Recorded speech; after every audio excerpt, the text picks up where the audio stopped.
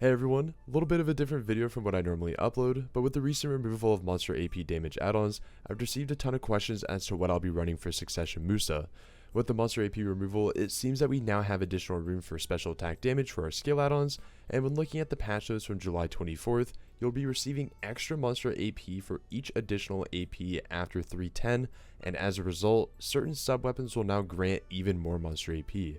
And if you would like to look at the chart displaying the numbers for before and after, I made sure to link the patch notes in the description down below. Now, getting into the reason why I think you all clicked on this video, these will be my Succession Musa skill add-ons, and starting here at the top, I do have Gail. The skill add-on effects that I did add for the skill are critical hit rate 30% and crit hit damage 5%. I like to use this skill as kind of an initiator or a pre-buff for my skill rotation, and as you can see, whenever I do use this ability, we do have those applied buffs, but we also have a third applied buff, which is a flat 20 AP, which they initially increase from a flat 10 AP. So being able to use this skill just initiating right off the bat, I'm able to get a lot of bonus damages for my skill rotation. And right below Gail, we do have Cyclone Slash, and I'm also going to be going over Carver here in the same section. The only reason why is because Carver does directly flow into Cyclone Slash. So as displayed here, if you hold, for example, left click and then you do shift LMB and then hold LMB continuously, it'll do that, which will be Carver and then Cyclone Slash. Now, when reading over Carver, you can actually initiate this skill with 3 different methods. You can either hold W, shift, and LMB. You could either hold shift and LMB while sprinting, or you could do shift LMB during slice.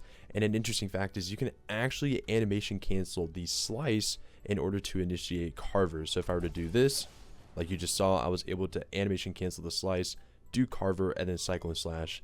And for the skill add-ons, I did do all DP minus 20 for 10 seconds and 100 bleeding damage for 3 seconds. And as you can also see here, attack casting speed just because I want to be able to output as much damage as possible. And then I also applied the 100 bleeding again. I would recommend that if you're grinding at a location where mobs can be CC'd, you could replace the bleeding with down attack damage. It did personally take me a little bit of time in order to get that animation canceled down with the slice like that, but if you do feel more comfortable just doing it out of a sprint or a running animation, please feel free to do so. Now the next skill that we're going to be going over is Mountain Divide. This is personally one of my favorite abilities that Musa has to offer, and you will have to complete the Magnus questline in order to unlock this skill.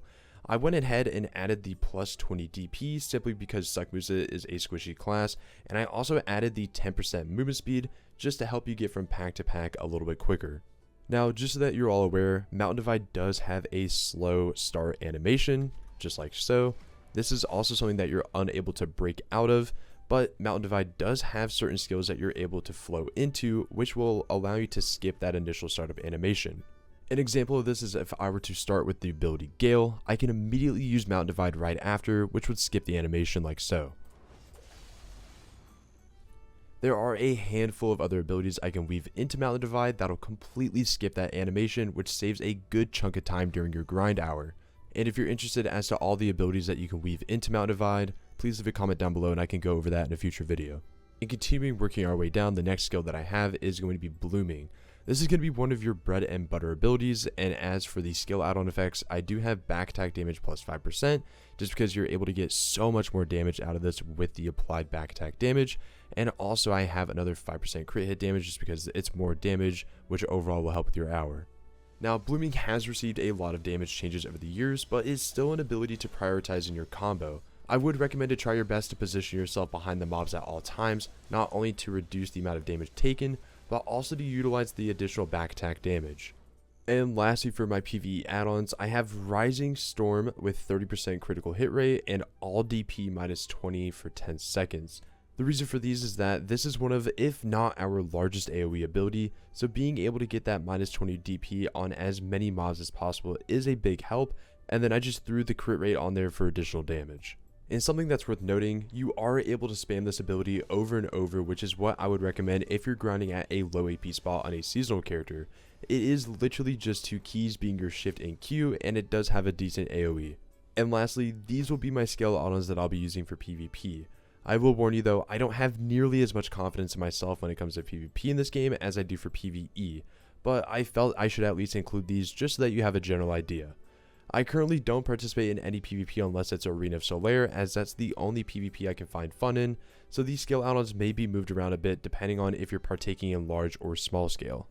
But these are my newly updated add-ons for Succession Musa. I really do hope that this video did help some of you out, as I know this spec isn't as popular as I wish. But if you do have any questions or like this style of content, please feel free to leave a comment down below and I'll respond to any questions with the best of my ability. Hope to see you in the next video, and thank you again for watching.